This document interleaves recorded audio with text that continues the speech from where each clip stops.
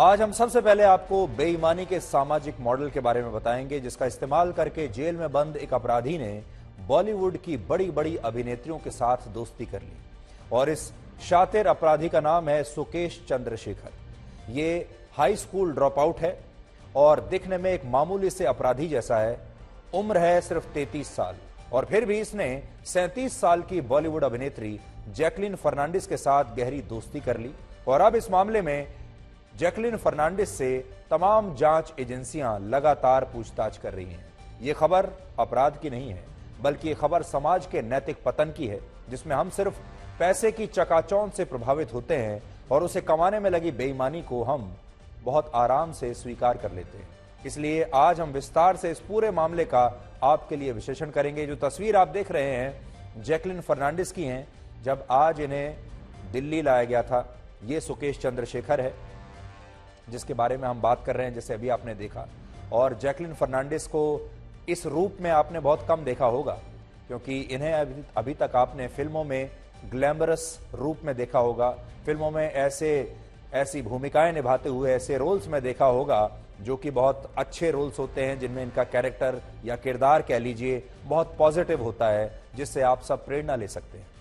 और बहुत सारे लोग ऐसे लोगों को, ऐसे कलाकारों को फिल्मों के पर्दे पर देखकर इनके जैसा बनना भी चाहते हैं। इस मामले में आज दिल्ली पुलिस की इकोनॉमिक ऑफेंसेस विंग ने जैकलीन फर्नांडिस को पूछताछ के लिए दिल्ली बुलाया था और यह पूछताछ लगभग 8 घंटे तक चली।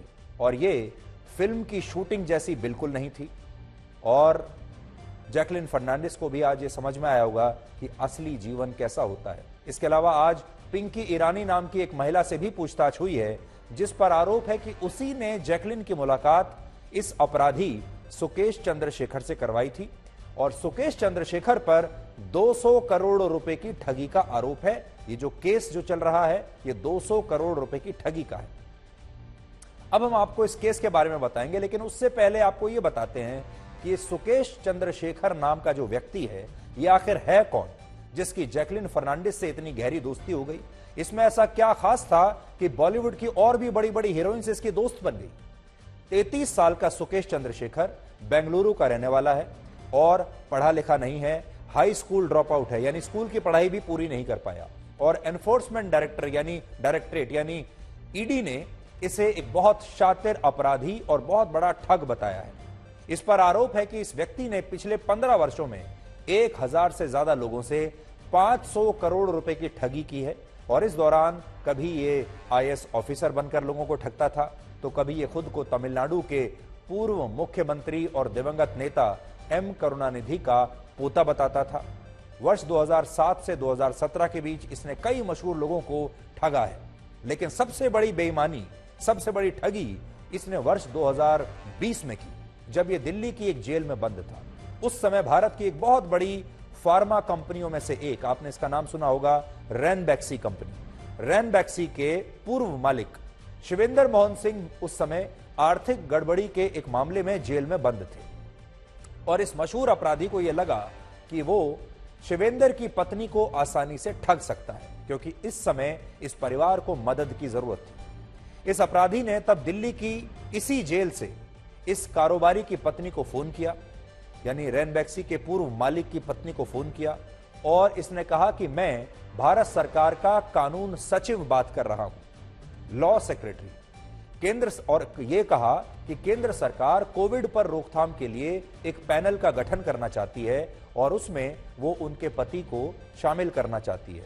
रैनबैक्सी क्योंकि एक फार्मा कंपनी है और शिवेंद्र सिंह को अस्पताल चलाने का, दवाइयों का बहुत बड़ा अनुभव है, इसलिए पत्नी को लगा कि हो सकता है कि मेरे पति कोविड के खिलाफ लड़ाई में सरकार की मदद कर पाएंगे। और उन्हें इस पर बिल्कुल भी शक नहीं हुआ। ये वो समय था जब भारत कोविड से संघर्ष कर रहा था। और इसीलिए सुकेश ने उनकी पत्नी को बताया कि सरकार ने अब यह तय किया है कि वो उनके पति को जमानत पर बाहर लाने में मदद करेगी। जून 2020 से 2021 के बीच रैनबैक्सी के पूर्व मालिक की पत्नी ने इस मशहूर अपराधी को कभी पार्टी फंड तो कभी किसी और अन्य नाम पर 200 करोड़ रुपए की रिश्वत दे दी। किसी तरीके से उसने 200 करोड़ रुपए इकट्ठा किए और इसे दे दिए, क्योंकि इसने कहा कि 200 करोड़ रुपए आपको देने पड़ेंगे, तब आपके पति बाहर निकलेंगे जेल से। और जब ईडी को इस लेन देन पर शक हुआ, जब उसके संज्ञान में यह बात आई, तो ये पूरा मामला खुलकर सामने आया और इसी के बाद दिल्ली पुलिस की इकोनॉमिक ऑफेंसेस विंग द्वारा यह केस दर्ज किया गया, जिसमें आज बॉलीवुड एक्ट्रेस जैकलीन फर्नांडिस से 8 घंटे की पूछताछ हुई है। आप लोगों के मन में सवाल जरूर होगा कि जब मामला 200 करोड़ रुपए की ठगी का है, तो इस केस में सुकेश चंद्रशेखर पर तो सीधे सीधे आरोप लग रहे हैं, वो तो ठीक है, लेकिन इसमें जैकलीन फर्नांडिस का नाम कहां से आ गया, उनसे क्यों पूछताछ हो रही है?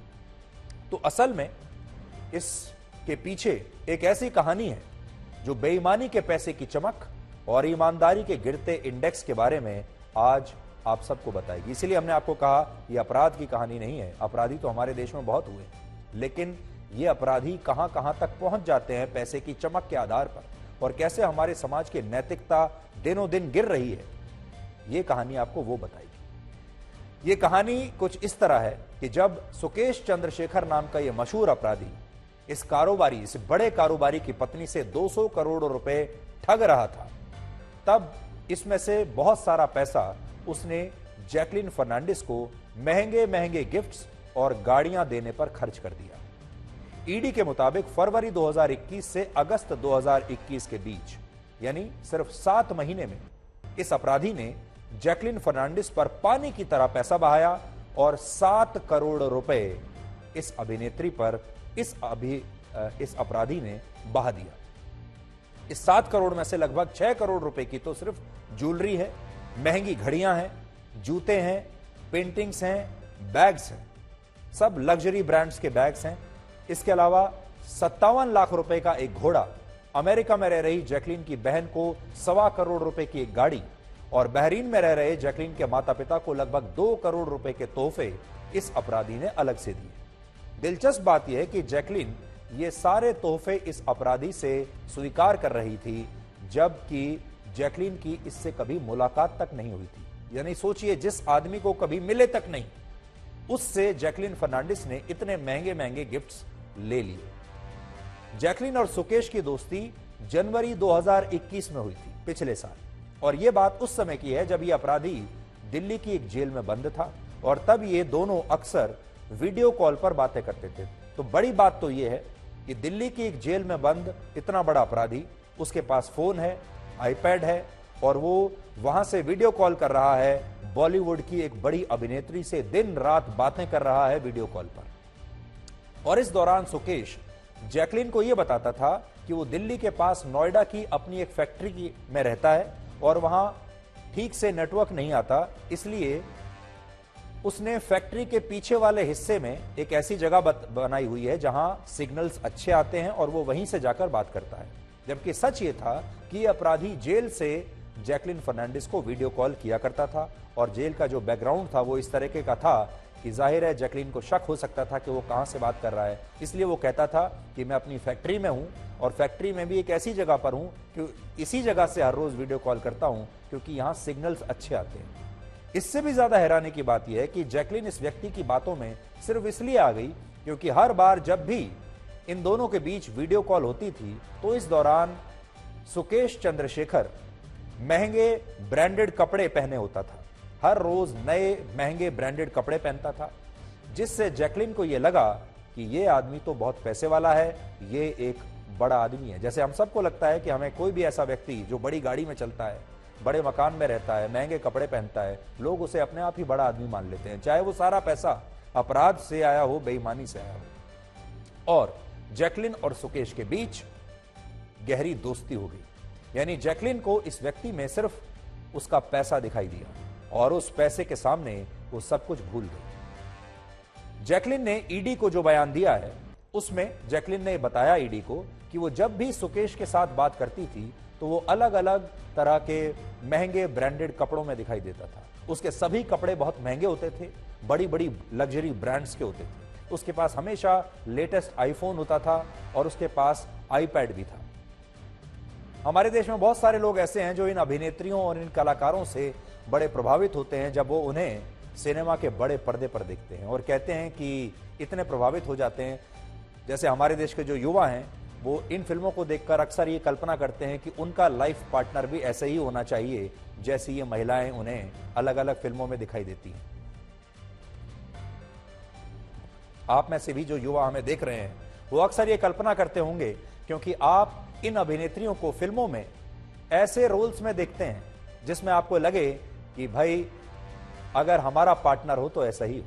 लेकिन सच क्या है, जब ये उस बड़े पर्दे से बाहर निकलती हैं ये अभिनेत्रियां, तो सच क्या है वो आज आपके सामने है। ये बड़ी बड़ी एक्ट्रेस ब्रांडेड कपड़ों से आकर्षित हो जाती हैं, पैसे से आकर्षित हो जाती हैं, महंगे इलेक्ट्रॉनिक गैजेट से और महंगी गाड़ियों से आकर्षित होती हैं, और इनके लिए रंग रूप, स्वभाव, ईमानदारी, पढ़ाई लिखाई, परिश्रम, इसका कोई मोल नहीं। जैकलिन फर्नांडिस ने कभी यह जानने की कोशिश नहीं की कि इस अपराधी के पास इतना सारा पैसा आ कहां से रहा है। उन्होंने इस बारे में सुकेश चंद्रशेखर से कभी एक सवाल तक नहीं पूछा। ये वो ऐसा कह रही हैं, वो कह रही हैं कि मैं तो खुद एक विक्टिम हूं, लेकिन बड़ी बात यह है कि ये बात गले नहीं उतरती कि वो विक्टिम है, उसे सिर्फ पैसा दिखाई दिया। यहां बात सिर्फ जैकलिन की नहीं है। इस मामले में दिल्ली की रोहिणी जेल, जहां पर यह सुकेश चंद्रशेखर नाम का अपराधी बंद था, उस जेल के 82 पुलिस कर्मियों पर भी एफआईआर दर्ज की गई है, क्योंकि उन पर आरोप है कि ये अपराधी जेल में मोबाइल फोन रखने और दूसरी तमाम तरह की सुख सुविधाएं हासिल करने के लिए इन पुलिसकर्मियों को हर महीने 1.5 करोड़ रुपए देता था। 1.5 करोड़ रुपए महीने की रिश्वत 82 पुलिस वालों को देता था। यानी यह समझ लीजिए कि पूरी की पूरी जेल इसने खरीद रखी थी और अपनी जेब में रखी हुई थी। वरना जेल में रहते हुए किसी कैदी को आईफोन अंदर कैसे मिलेगा, आईपैड अंदर कैसे मिलेगा, तमाम तरह के महंगे ब्रांडेड कपड़े कैसे मिलेंगे, और वो जेल में रहते हुए बॉलीवुड की बड़ी बड़ी अभिनेत्रियों के साथ वीडियो कॉल कैसे कर पाएगा। जब आप ये पूरा लाइफस्टाइल उसका देखेंगे तो शायद यही कहेंगे कि जेल हो तो ऐसी।